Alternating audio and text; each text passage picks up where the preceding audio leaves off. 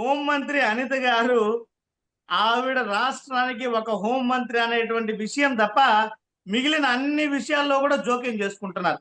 Sir, ఈరోజు రాష్ట్ర వ్యాప్తంగా ఎంతో మంది వందలాదిగా చిన్నారుల పైన మహిళల పైన అఘాయిత్యాలు జరుగుతుంటే హోంమంత్రి అనిత గారు స్పందిస్తున్నారా?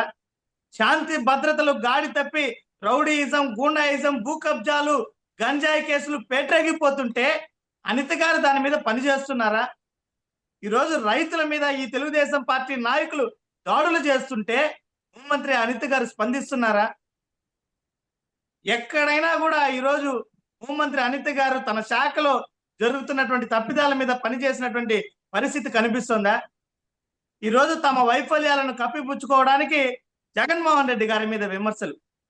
ఈరోజు కడుపు మంట పెరిగిపోతుంది జగన్మోహన్ రెడ్డి గారికి కాదు, ఈ కూటమి పార్టీ నాయకులకి, చంద్రబాబు నాయుడు గారికి, లోకేష్ గారికి, పవన్ కళ్యాణ్ గారికి, ఈ అనిత గారికి. అనిత గారికి కావాలంటే మేము పంపిస్తాం. ప్యాంటాప్ ఇంజక్షన్లు కావాలన్నా, ప్యాంటాప్ టాబ్లెట్స్ కావాలన్నా, లేదా ఈనో శాషెట్లు కావాలన్నా మేము వారికి కావాలంటే సప్లై చేస్తాం తప్ప ఇలాంటి పనికి మాలిన ఆరోపణలు చేయడం మంచిది కాదు. ఆమె ఇచ్చినటువంటి హామీల మీద కట్టుబడి పనిచేయమని చెప్పి ప్రజలు కోరుతున్నారు. ఎంతసేపు జగన్మోహన్ రెడ్డి గారి మీద విమర్శలు. వీళ్ళు సక్రమంగా పరిపాలన చేస్తే, ఇచ్చినటువంటి హామీలను అమలు చేస్తుంటే ఇలాంటి డైవర్షన్ రాజకీయాలు వాళ్ళకెందుకు? ఇలాంటి కడుపు మంట మాటలు వాళ్ళకెందుకు?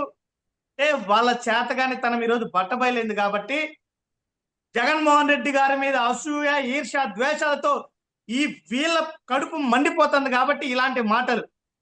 దయచేసి ఇక్కడైనా ఇలాంటి ఆరోపణలు మాని మిగిలినటువంటి 3 ఏళ్ల కాలంలో ప్రజలు హర్షించేటువంటి రీతిలో పాలన చేయాలా, లేదంటే ప్రజలే సరైనటువంటి రీతిలో గుణపాఠం చెప్పేదానికి సిద్ధంగా ఉన్నారు.